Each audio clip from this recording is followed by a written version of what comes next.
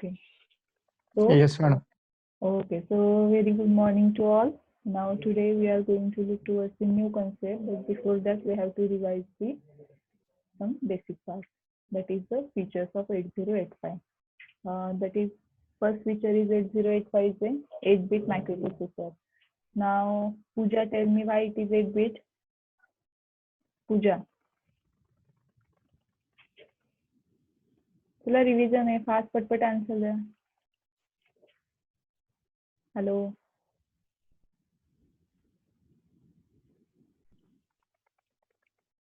Hello.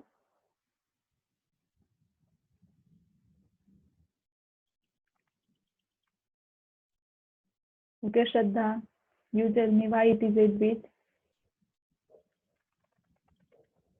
Shraddha. ALU is 8-bit. Internal data bus and register is 8-bit, and external data bus is 8-bit. Very good. Okay. So operating frequency required is 3 MHz. Data bus is 8-bit long. That's why the representation D0 to D7. Address bus is 16-bit long. That's why the representation A0 to A15. Due to 16 address bus, we can access how many memory locations? 2 raised to 16. 2 raised to 16, how we can represent? 2 raised to 6 into 2 raised to 10. 2 raised to 6 means 64. 2 raised to 10 approximately 1K. That's why 64 kilobytes of memory. Means what?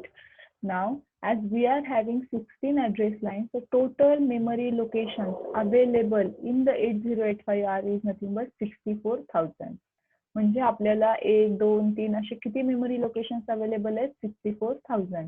आता मी जर म्हणलं की तुम्हाला 2 mobile घ्यायचे, म्हणजे एक mobile घ्यायचा आहे, मग तुमच्याकडे 2 चॉईस आहे की एकाची मेमरी 2 मेगाबिट 4 MB आहे आणि एकाची 64 MB आहे. तुम्ही कोणती घेताल?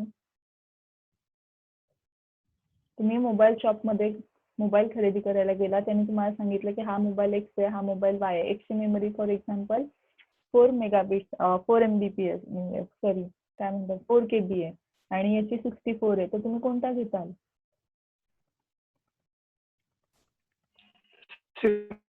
64.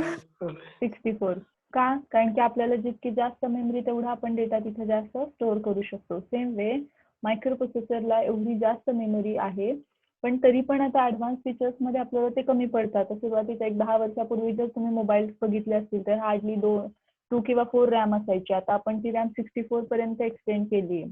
Okay, internal RAM. मग हे कशामुळे पॉसिबल झालं? तर आपण ऍड्रेस लाईन्स वाढवल्या. कारण की रॅम डायरेक्टली कुणाशी कनेक्ट होती? ऍड्रेस लाईनशी. जेवढ्या ऍड्रेस लाईन जास्त तेवढे मेमरी लोकेशन तुम्ही जास्त ऍक्सेस करू शकणार. क्लिअर झालं? त्यामुळे आता याच्यापेक्षा तुम्हाला ऍडव्हान्स म्हणजे फॉर एक्झाम्पल मोबाईल पाहिजे, मग तुम्हाला ऍडव्हान्स मायक्रोप्रोसेसर यूज करावं लागेल की जेणेकरून त्याच्यामध्ये 16 पेक्षा जास्त ऍड्रेस लाईन्स असतील. एकदा का ऍड्रेस लाईन्स वाढल्या तर बाय डिफॉल्ट तुमची इकडं मेमरी वाढली. का? मेमरी खूप जास्त आहे पण त्याला जर तुम्ही ऍक्सेसच करू शकत नसाल तर त्याचा यूज नाहीये. मग ऍक्सेस करायला तुम्हाला कोणाची गरज आहे? ऍड्रेस लाईनची. म्हणजे बाय डिफॉल्ट आपल्याला कोणाची गरज पडती? ऍड्रेस लाईनची. कशासाठी? मेमरी लोकेशन ऍक्सेस करायला. तुम्ही म्हणाल मॅडम मेमरीचं काय गरज आहे? तर बेसिकली सेमीकंडक्टर मीन्स इलेक्ट्रॉनिक्स मध्ये 2 टाईपच्या मेमरी असतात. एक रॅम असते आणि एक रॉम असते.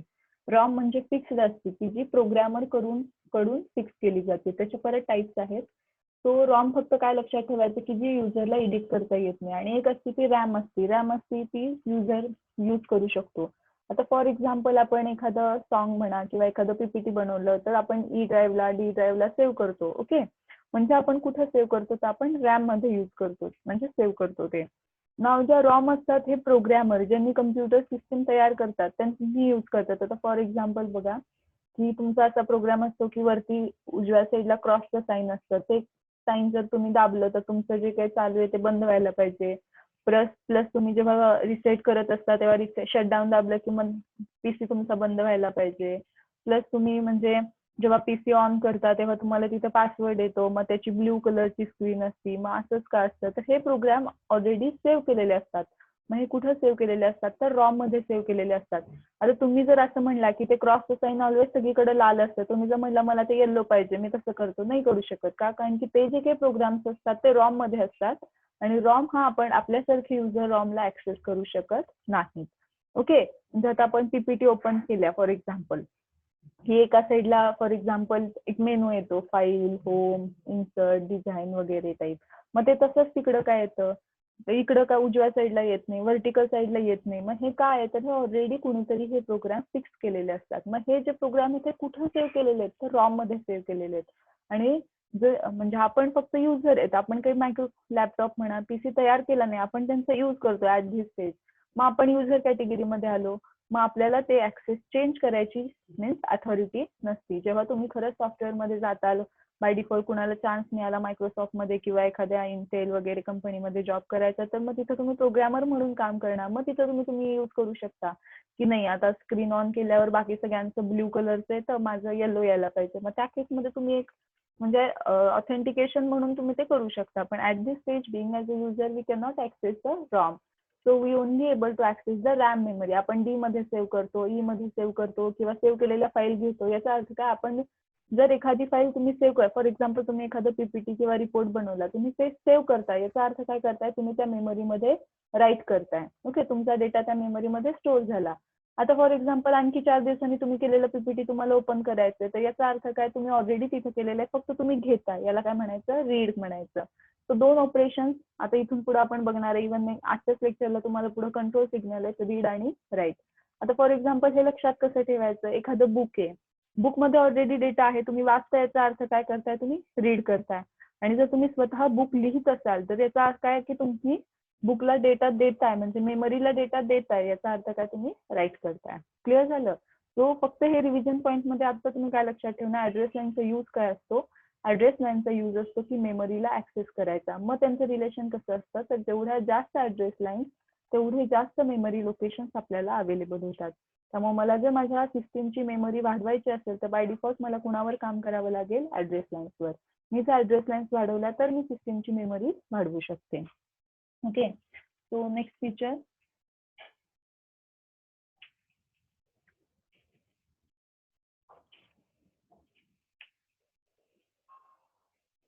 that is lower order address bus is multiplexed with data bus. Multiplex ही परत सारखी कन्सेप्ट येते. मल्टिप्लेक्स म्हणजे काय, एकाच लाईन मधून 2 सिग्नल पाठवायचे. पण हे कशासाठी, तर to reduce the number of external lines. Okay, ठीक आहे. सो टू रिप्रेझेंट म्हणजे एकत्र पाठवले म्हणून एकत्र रिप्रेझेंटेशन केलं, AD0 to AD7. Now to separate address lines and data lines, सिस्टीमला तर तिथं कळायला पाहिजे की काय, की बाबा म्हणजे एकच सिग्नल आलाय. समजा आता ह्याच्यात त्या ऍड्रेस लाईन्स मधून व्हॅल्यू आली 0001 फॉर एक्झाम्पल, तुम्हाला समजायला. मग मला ते सिस्टीमला ते कळत नाही की हा डेटा आलाय का ऍड्रेस आलाय. मग ते सिस्टीमला सांगायला एक स्विच असतो, दॅट इज लॅच स्विच असतो. हा जर ऑन असेल तर तुम्ही ऍड्रेस म्हणून घ्या, हा जर ऑफ असेल तर डेटा म्हणून घ्या. मग त्याला ऑन ऑफ कोण करणार, तर त्याला ऑन ऑफ करायला एक सिग्नल असतो, त्याला काय म्हणायचं, ALE stands for address latch enable. Okay, नाव ही कोणतंही इलेक्ट्रॉनिक डिव्हाइस स्वतः ते काही म्हणजे काय म्हणतो आपण, 2 कन्सेप्ट येतात, ऍक्टिव्ह आणि पॅसिव्ह. ऍक्टिव्ह म्हणजे काय की जे सेल्फ जनरेटिंग असतात. हॅलो, आवाज येतोय का? हॅलो रेंज गेली असेल. Hello, hello madam. हा, आवाज येतोय? 1 मिनिट मॅडम. हा येतो. ओके, सो कोणत्याही सिस्टीमला ऍक्टिव्हेट करायला पॉवर सिग्नल लागतो. सो मायक्रो प्रोसेसरला आपल्याला किती द्यावा लागतो, तर +5 व्होल्ट. ओके, सो +5 व्होल्ट जेव्हा आपण सप्लाय देऊ तेव्हा हा स्क्रीन नाही दिसत आहे का? नाही. Just wait for 2 minutes.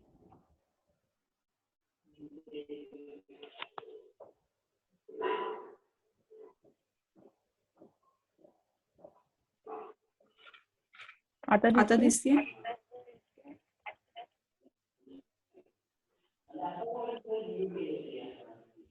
Madam, no madam.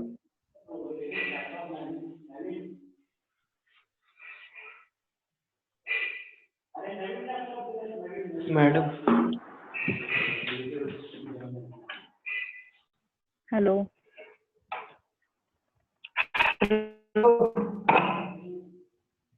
Just weight.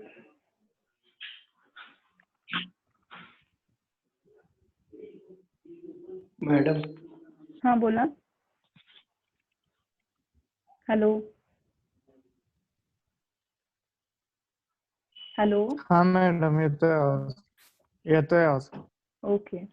So मग मला ते ऍड्रेस आणि डेटा दोन्ही सेपरेट करावं लागतं. ऍड्रेस आणि डेटा सेपरेट आपण कसं करणार आहे, तर तिथे एक स्विच देणार. So what kind of switch it is? It is called as latch. And to activate that switch, we need a separate signal called as a ALE, that is address latch enable. Now next feature is power supply required. For microprocessor, we require plus 5 volt power supply. Now serial communication port, yes, there is a serial communication port, SID and SOD. SID for serial input, SOD for serial output. And to generate the operating frequency, it need a clock signal. Okay, so again 5 interrupts are there. Now you already know about the interrupts, that is trap, RST 7.5, RST 6.5, RST 5.5, INTR. Out of that, trap is the only non-maskable, that is unavoidable. All remaining are the avoidable interrupts. And INTR is the only interrupt which is not having specific address inside the system. That's why it is called as a non-vectored. Okay, and what about the vector? They are having the specific address inside the system. Okay, now जे काही 64 memory locations आपल्याकडे, म्हणजे 64K 64,000 memory location जे आपल्याकडे available आहेत, त्यातलं एक location आपण प्रत्येक ट्रॅपला दिलेलं आहे. Okay, now next.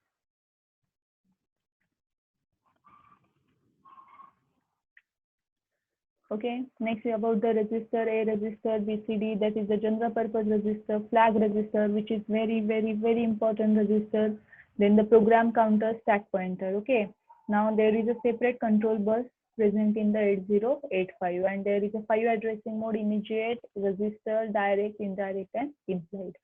Now this is the basic architecture part. Okay, so if we look towards the architecture, this is interrupt control section. This is serial input output port. This is all about your ALU. Now this is all about your control sections, and here is this is the general purpose register section, and this one is about the address bus and address data buffer. Address buffer and address data buffer. Out of these, we have taken look towards the ALU section. ALU section contains 4 blocks. Accumulator is nothing but the general purpose. In some book it is treated as a general purpose, in some book it is treated as a special purpose. So don't take tension, directly represent. Means in any category you need not to show the accumulator. You have to separately write something about the accumulator, like it is a 8-bit register, it is a very important register, it carries one operand during arithmetic and logic operation. After performing the operation, ALU store result back into the accumulator, and it is user accessible. Next one is a temporary register. There are 2 temporary registers, W and Z. Each temporary register is 8-bit long. Okay, now temporary register is not accessible by the user. That's why it is also called as invisible register. हे user use करू शकत नाहीत. आपण कधीही programme मध्ये W आणि Z कुठंच लिहिणार नाहीयेत. का? कारण की we cannot able to access these registers. And last sentence है, for any particular operations, second data is automatically transferred into the temporary register by the system. Now next one about the ALU. ALU again, ALU is 8-bit. That's why 8085 is called as 8-bit. It is used to perform arithmetic as well as logical operation. Okay. Now it receives the input from, त्यांना कुणाकडून input मिळतं, temporary register आणि accumulator कडून, आणि result back to store कुठे store करतो, तो accumulator मध्ये. And its status of the result gets stored into flag register. Okay, so this about the arithmetic and logic operations. This is about the general purpose register. Okay, now very important part once again. काल ज्यांना lecture मुळे म्हणजे थोडं network problem मुळे नाही कळालं, आपण एकदा रिवाइज करून मग पुढची कन्सेप्ट बघू. So D0 bit flag register. Okay, पहिल्यांदा फ्लॅग रजिस्टर बद्दल काय सांगणार. Flag register is a group of flip flop user to give status of different operation result. ALU नी ऑपरेशन परफॉर्म करून जो रिझल्ट आलेला आहे तो ALU कुणामध्ये सेव्ह करतो, अक्युमुलेटर मध्ये. पण त्या स्टेटसच्या रिझल्ट नुसार तो काय करतो, फ्लॅग रजिस्टर मधले प्रत्येक बिट सेट किंवा रिसेट करतो. ओके, नाव मग फ्लॅग रजिस्टरचा यूज काय असतो, तर युजरला फ्लॅग रजिस्टर बघून कळतं की रिझल्ट बद्दल 5-6 गोष्टी कळतात. मग काय कळतं, तर पहिलं बघा, D0 बिट बघून आपल्याला युजरला काय कळणार, जर D0 बिट 1 झाला असेल एखादं ऑपरेशन परफॉर्म करून, आपण करतोय का? नाही, आपण करत नाही. It is updated by the system or by the ALU after performing the operation. We are going to observe the flag register. Okay, so automatically ते सेट किंवा रिसेट होणार depending upon the status of result. We only going to observe. मग आता for example आपल्याला D0 bit 1 दिसलं, याचा अर्थ आपण काय लावायचा इंजिनियर म्हणून? तर D0 bit stand for the carry.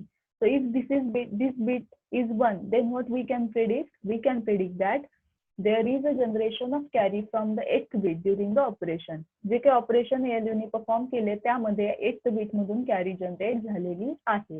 If carry bit is 0, then what we can predict? Then we can tell that there is a no generation of carry from the 8th bit. म्हणून आपण carry फ्लॅगला काय लिहिले बघा? If an operation performed in ALU generates the carry from D7. D7 म्हणजे कितवं bit आहे? ते 8th आहे, म्हणून मी आयदर D7 पण म्हणेल आणि 8. तुम्ही कन्फ्युज होऊ नका. जर तुम्हाला वाटेल मॅडम 8 कसं काय म्हणायला लागला, तुम्ही जर मेजर केलं तर बघा ते कितवं येईल? 0, 1, 2, 3, 4, 5, 6 and 7. ओके, 0 पासून केलं तर D7 झालं, पण ती पोझिशन कितवी आहे? 8th पोझिशन आहे. मग तुम्ही काही म्हणा, आयदर 8th बीट म्हणा किंवा D7 बीट म्हणा. Okay, so if the operation performed in ALU generates the carry from D7 to next stage, then carry flag is set. Otherwise, it is reset. Okay. D1, D3, and D5 are don't care. So we are treating it as a 0. Now D2 bit बघा, D2 bit जर set झाला असेल तर आपल्याला काय कळेल? D2 bit stands for parity flag. Okay. If the result contains even number of ones, this flag set. or odd number of ones, then this flag reset. जर 1 असेल तर आपल्याला काय कळेल की जो रिझल्ट आला त्याच्यात इव्हन नंबर ऑफ वन्स आहेत. 2 असतील, 4 असतील, 6 असतील किंवा 8 असतील. काय हे सगळे इव्हन नंबर आहेत. जर ते बीट 0 असेल तर आपल्याला काय कळेल ते बघून की याच्यामध्ये odd number of ones result मध्ये आलेले आहेत. नाव D3 तर अगेन डोंट केअर आहे. सो D4 बीट बघा. D4 bit stand for auxiliary carry. नाव D4 बीट जर हे 1 असेल तर मला काय कळेल? There is a generation of carry from D3 bit to D4 bit किंवा 4th bit to 5th bit. Okay, so 4th bit म्हणजेच काय? 4 बीटच्या कॉम्बिनेशनला निबेल पण म्हणतात. म्हणून इथं काय लिहिले बघा? If an operation perform in ALU generates the carry from lower nibble to upper nibble. हे जर तुम्हाला अवघड वाटत असेल तर तुम्ही तुमच्या लँग्वेज मध्ये कसं लिहिणार? If there is a carry generated from D3 bit to D4 bit, then auxiliary carry flag set, otherwise reset. कळालं का? नाव D6 बीट 0 फ्लॅग बीट आहे. ते म्हणजे काय? जर तुमचं रिझल्ट किंवा आन्सर 0 आलं तरच हे सेट होणार. म्हणजे हे जर 1 असेल तर मग ते बघूनच मला काय कळणार की आलेला रिझल्ट 0 आहे. ते जर 1 असेल तर मला 0 असेल तर मला काय कळणार? जो काही रिझल्ट आलेला तो अदर दॅन 0 आहे. काय आहे ते माहित नाही, पण अदर दॅन 0 आहे. काय आहे बघायचं असेल तर ऍक्युमुलेटर कडे जावं लागेल. पण हे फक्त फ्लॅग रजिस्टर मध्ये मला रिझल्ट काय हे कळत नाही, रिझल्ट बद्दलच्या गोष्टी कळतात. आणि D7th बीट माझं काय बघा? It is a sign bit, म्हणजे आलेला रिझल्ट माझा पॉझिटिव्ह आहे का निगेटिव्ह आहे. जर S बीट माझं 1 असेल तर मला काय कळणार? आलेला रिझल्ट माझा निगेटिव्ह आहे. जर S बीट माझं 0 असेल तर मला काय कळणार? आलेला बीट माझा पॉझिटिव्ह आहे. ओके, ना हे बीट कुणानुसार चेंज होत आहे? रिझल्ट मध्ये रिझल्टचा जो काही MSB बीट आहे त्याच्यानुसार. MSB बीट जर 0 असेल तर हा बीट पण 0 असतो आणि आपल्याला कळतं रिझल्ट पॉझिटिव्ह आहे. MSB बीट जर 1 असेल तर D7 बीट पण तुमचा म्हणजे साइन फ्लॅग तुमचा 1 असतो आणि तुम्हाला आपल्याला कळतं की आलेला रिझल्ट निगेटिव्ह आहे. नाव आता मला सांगा हे सगळ्यांना कळालं का नाही? Yes. Hello hello hello. Yes. Hello. हे कळालं का आता फ्लॅग बीट सगळ्यांना? हो का नाही? Yes madam. ओके, फक्त पायलला कळालं, बाकीच्यांना? Vaishnavi okay, yes. Neha yes. Swapnali yes. मुलांमध्ये रेवती यस. प्रतिज्ञा yes. Deepak also said yes. Okay. What about others? Shubham also said yes. Kiran yes. Shraddha, Ashwini said yes. Okay. Anushka yes. Shantanu yes, Vishal yes, Kiran yes, okay, Saurabh yes, Chaitanya, Bijli yes, okay. ठीक आहे. So maximum जणांना कळालं. कुणाला यायचं पूजा sed yes, okay. बाकी कोणाला doubt नाही आता? चला मग आपण पुढची कन्सेप्ट बघू. ओके.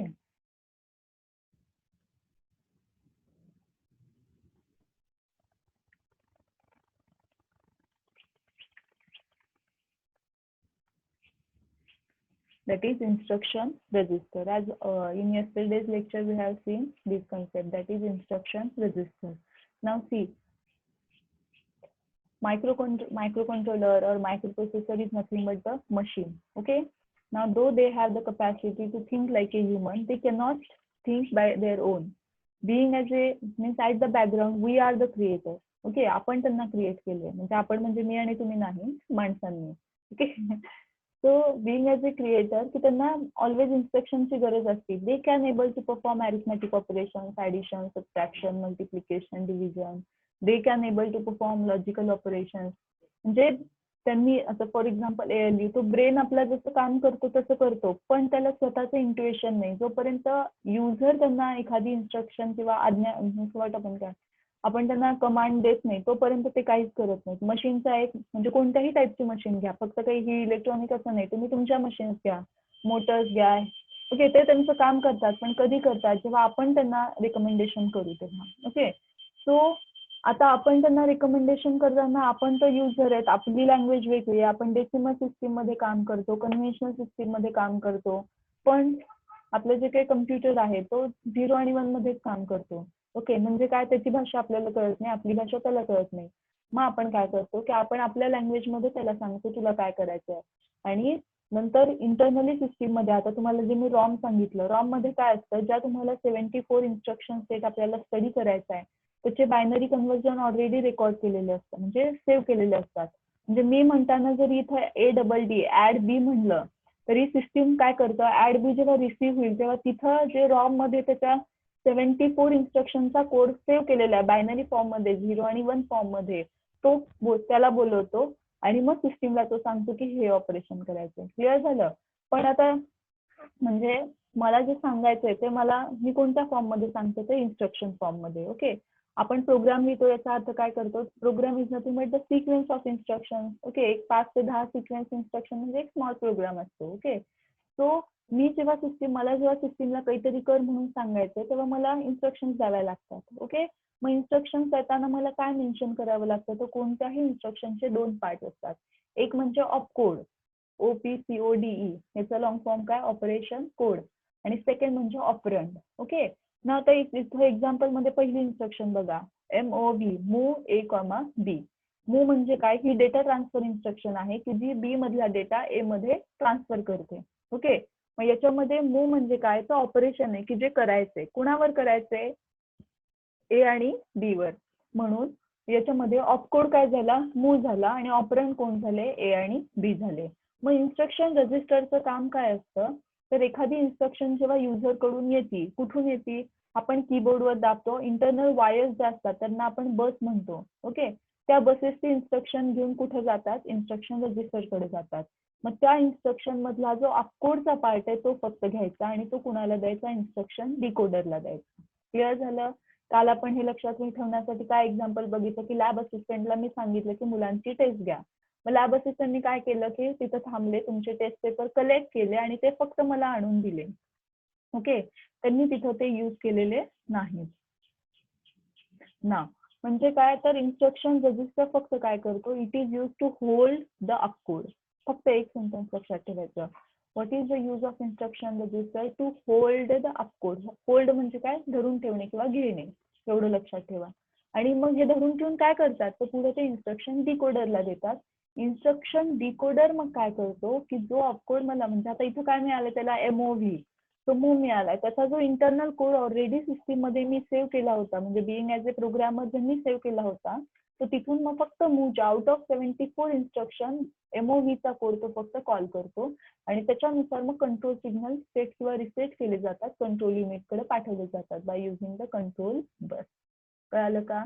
तो परत एकदा बघा, आता इन्स्ट्रक्शन रजिस्टरचा यूज काय आहे. Instruction register hold the opcode that is operation code. याला दुसरं नाव काय आहे? Instruction code of the instruction which is being decoded and executed. जी डिकोड होऊन एक्झिक्यूट होणार आहे ती इन्स्ट्रक्शन फक्त डेटा बस कडून घ्यायची किंवा बसेस कडून घ्यायची आणि डिकोडरला नेऊन द्यायचं काम कोणाचं? इन्स्ट्रक्शन रजिस्टरचं. आता मला सांगा, ओरली सांगा, कळालं का? Yes or no? Yes or no? Yes. Yes. Okay. आता सगळ्यात main very very very important concept आहे ती म्हणजे प्रोग्राम काउंटर. पूर्ण आर्किटेक्चरच महत्वाचं आहे का? कारण की एकदा तुम्हाला आर्किटेक्चर कळालं की तुम्हाला पूर्ण एक कन्सेप्ट जी फिट व्हायला पाहिजे तुमच्या ब्रेन मध्ये की ती फिट होईल तुमची. मग त्यातला सगळ्यात एक मेन पार्ट येतो ते म्हणजे PC. PC means what? It is a program counter. नाव आता पुढची डायग्राम बघा प्रोग्राम काउंटरला. ही प्रोग्राम काउंटर म्हणजे काय असतो? ॲरो असतो. ओके, सिम्पल एक पॉइंटर असतो. ॲरोला टेक्निकल वर्ड मध्ये आपण पॉइंटर म्हणतो. ओके, तो पॉइंटरचं काम काय असतं? तर पॉइंट करायचं. मग आता हे प्रोग्राम काउंटर ऑलवेज काय पॉइंट करतो? तर program counter always memory location point करतो. ओके, सो आता तुम्हाला माहिती आहे टोटल आपल्याकडे किती मेमरी लोकेशन आहेत? 0 पासून 64 मीन्स 64,000 आहेत. ओके, मी 0 पहिलं नाही दाखवलं म्हणून मी 64,000 लिहू शकले. मी जर पहिलं 0 दाखवलं असतं तर मला 63,999 लिहावं लागलं असतं.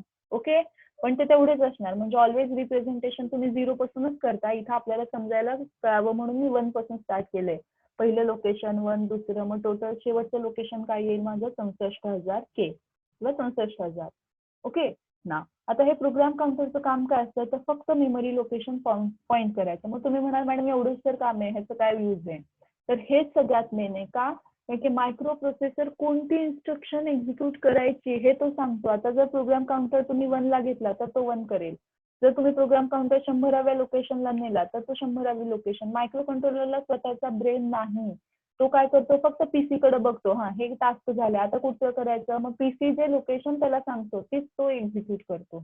ओके, म्हणजे तुम्हाला जर तुमच्या प्रोग्रामचा सिक्वेन्स व्यवस्थित करायचा असेल तर तुमचा पीसी व्यवस्थित असायला हवा.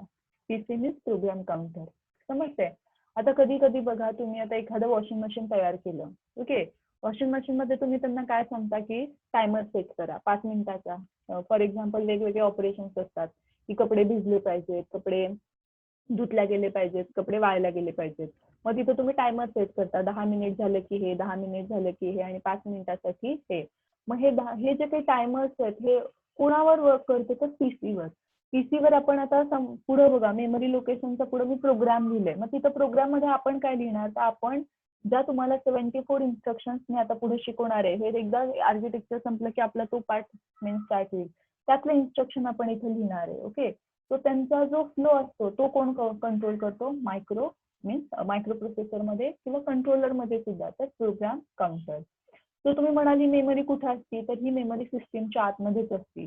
पुढे जेव्हा आपण मायक्रो कंट्रोलर बघणार आहे तर तिथे तुम्हाला 2 मेमरीज असतात, इंटरनल मेमरी आणि एक्सटर्नल मेमरी. मायक्रो प्रोसेसरला फक्त इंटरनल मेमरीज आहे, त्यामुळे तिथं एकच पॉइंटर आहे. ओके, की इंटरनल मेमरी लोकेशनचे लोकेशन पॉइंट आउट करायला एकच पॉइंटर आहे. त्याला आपण नाव काय देतो? Program counter. पण जेव्हा आपण कंट्रोलर स्टडी करू तिथं 2 मेमरीज येतात. मग त्या मेमरीतले लोकेशन ऍक्सेस करायला परत तुम्हाला तिथे डेटा पॉइंटर DPTR म्हणून एक वेगळा पॉइंटर आहे. तो आता इथे विषय नाही, त्यामुळे त्याचं कन्फ्युजन आता करून घेऊ नका. आता फक्त आपण काय बघतोय? Program counter. आता प्रोग्राम काउंटर बद्दल आपण काय सांगणार आहे बघा. तर पहिल्यांदा it is a 16 bit register. Okay, ठीक आहे, हा 16 बिट आहे. मग याचा यूज काय बघा? It contains memory address. याचा यूज काय? तर मेमरी ऍड्रेस कंटेन करायचे.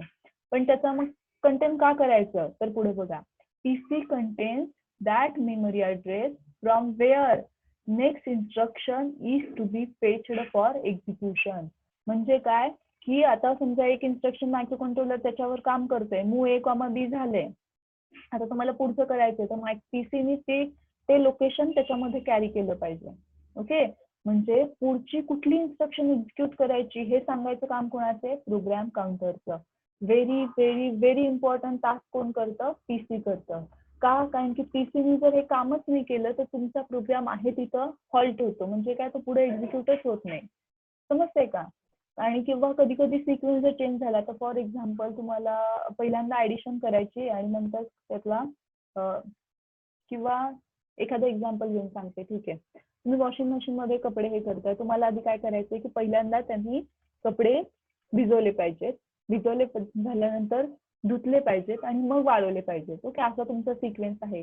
तर पीसी काय करेल, पहिल्यांदा काय करेल की तुम्ही पहिलं कन्सिडर करा की पहिल्या प्रोग्रामसाठी तुम्ही 5 लाईनचा कोड लिहिला. ऍक्च्युली मोठा असणार आहे, समजायसाठी आपण कन्सिडर करू की वॉशिंग मशीन मध्ये कपडे भिजले पाहिजेत, याच्यासाठी तुम्ही 5 लाईनचा एक कोड लिहिला. ओके ना, ते धुतले गेले पाहिजे त्याच्यासाठी 5 लाईनचा यूज केला आणि ते वाळले गेले पाहिजे त्याच्यासाठी 5 लाईनचा यूज केला. म्हणजे तुम्ही 1 ते 15 लोकेशन यूज केले वॉशिंग मशीनचा प्रोग्राम डिझाईन करायला. ओके, सिम्पल एक्झाम्पल बघू ना. आता तुमचे पहिला पीसीने काय करायला पाहिजे, एक लोकेशन दाखवायला पाहिजे, 1 नंतर 2, 2 नंतर 3, 3 नंतर 4, असं त्यांनी 5 एक्झिक्युशन झालं पाहिजे. जेव्हा तो 5वं लोकेशन कम्प्लीट करेल तेव्हा तुम्ही काय म्हणणार, स्टेज 1 कम्प्लीट झाली. नंतर पीसीने काय करायला पाहिजे, 6 लोकेशन दाखवायला पाहिजे, म्हणजे तुमची सेकंड स्टेज स्टार्ट झाली. नंतर त्याच्या 5 स्टेज कम्प्लीट झाल्या आणि नंतर त्यांनी मग काय व्हायला पाहिजे, 11th लोकेशनला ड्रायच्या प्रोग्रामला यायला पाहिजे आणि मग जे काही कपडे आपले वाळलेले धुतलेले आहेत ते वाळवायला स्टार्ट केलं पाहिजे ना. आता हे कधी होईल, पीसी जर व्यवस्थित 1 बाय 1 एक इक्वेशन मीन्स एक लोकेशन दाखवेल कुणाला, सिस्टीमला ना. जर आता पीसीने डायरेक्ट तुम्हाला 11th लोकेशनला ड्रायच्या प्रोग्रामला टाकलं तर चालेल का, की तिथं कपडे तुमचे भिजले नाही, तिथं कपडे तुमचे धुतल्या गेले नाहीत आणि डायरेक्ट तुम्ही ड्रायला आला, ऑलरेडी तुमचे कपडे ड्रायच आहे. तो तिथं सिस्टीम तुमची किंवा जे म्हणजे तुम्ही सिस्टीम का डिझाईन केली तर हे 3 ऑपरेशन व्हायला, पण 2 ऑपरेशन तर झालेच नाहीत. म्हणजे काय, तुम्ही एवढी सगळी सिस्टीम चांगली डिझाईन करून सुद्धा तुमची सिस्टीम तिथं 0 झाली का, फक्त आणि फक्त पीसी मुळे. समजतंय का? म्हणजे कोणत्याही प्रोग्रामचं एक्झिक्युशन स्मूथली व्हायला तुम्हाला कोणाची गरज असते, पीसीची. तो जोपर्यंत पीसी व्यवस्थित तिथं लोकेशन दाखवत नाही तोपर्यंत तिथं तुमची सिस्टीम व्यवस्थित रन होत नाही. त्यामुळे बाकी सगळ्या कन्सेप्ट एवढाच महत्वाची कन्सेप्ट काय, प्रोग्राम काउंटर. आता तुम्ही म्हणाल मॅडम प्रोग्राम काउंटर आपण हे करतो का, इन्क्रीमेंट करतो का, नाही. पण पीसीला कुठल्या लोकेशनला जायचं हे आपल्या इन्स्ट्रक्शन्स ठरवतात ना. तुम्हाला जे काही इन्स्ट्रक्शन्स आहेत या 5 सेटमध्ये डिवाइड केल्या. डेटा ट्रान्सफर म्हणजे काय, एका जागेवरून डेटा दुसरीकडे, मग आता कुठून कसं ते आपण त्यावेळेस बघू. सेकंड म्हणजे काय, अरिथमॅटिक ऑपरेशनचे इन्स्ट्रक्शन्स आहेत. थर्ड म्हणजे लॉजिकल ऑपरेशनचे इन्स्ट्रक्शन आहे थर्ड सेटमध्ये. फोर्थ सेटमध्ये तुम्हाला कंट्रोल इन्स्ट्रक्शन्स आहेत याच्यामध्ये तुम्हाला, आणि फिफ्थ मध्ये तुम्हाला ब्रांचिंग आहे. ब्रांचिंग म्हणजे काय, जम्प इन्स्ट्रक्शन आहे. जम्प म्हणजे काय की तुम्ही मायक्रो प्रोग्राम काउंटरला सांगताय की आता प्रोग्राम काउंटरचं काय, एक इन्स्ट्रक्शन झाली की तो 1ने ऑटोमॅटिकली इन्क्रीमेंट होतो किंवा म्हणजे स्वतःला वाढवून घेतो. पण जम्प इन्स्ट्रक्शननी काय होतं, जम्प समजा आता 1, 2, 3 लोकेशन्स आहेत. ओके, हे कन्सिडर करा. ओके, 1, 2 लोकेशन्स आहेत. ओके, आणि तिसऱ्या लाईनला मी जर प्रोग्राम दिला की जम्प 1000, तर काय करतो तो मधले सगळे लोकेशन स्किप करतो डायरेक्ट 1000व्या लोकेशन्सला येतो. म्हणजे काय की बाय डिफॉल्ट इनडायरेक्टली आपणच पीसीला इथं कंट्रोल करतो. ओके, ना पुढचं बघा. Suppose the PC contains means पीसीची आत्ताची व्हॅल्यू 8000H असेल, then it means that 8085 desire to fetch म्हणजे घेणे द इन्स्ट्रक्शन बाईट ॲट 8000. म्हणजे काय, पीसीने जर 8000 हे लोकेशन दाखवलं असेल तर सिस्टीम काय करतं, 8000 लोकेशनला जी इन्स्ट्रक्शन आहे ती घेतं आणि ते एक्झिक्यूट करतं. Okay, after fetching the byte of 8000H, PC म्हणजे ती इन्स्ट्रक्शन जेव्हा तो मायक्रोप्रोसेसर कामासाठी घेतो ऑटोमॅटिकली इन्क्रीमेंटेड बाय 1. मग त्याचं काय होणार आहे लोकेशन 8001. म्हणजे काय, पहिली 800 ची इन्स्ट्रक्शन एक्झिक्यूट झाली की तो काय करेल, 8001 ही लोकेशनची इन्स्ट्रक्शन घेईल आणि एक्झिक्यूट करेल. In this manner the system gets flow किंवा तुमच्या प्रोग्रामचा एक्झिक्युशन फ्लो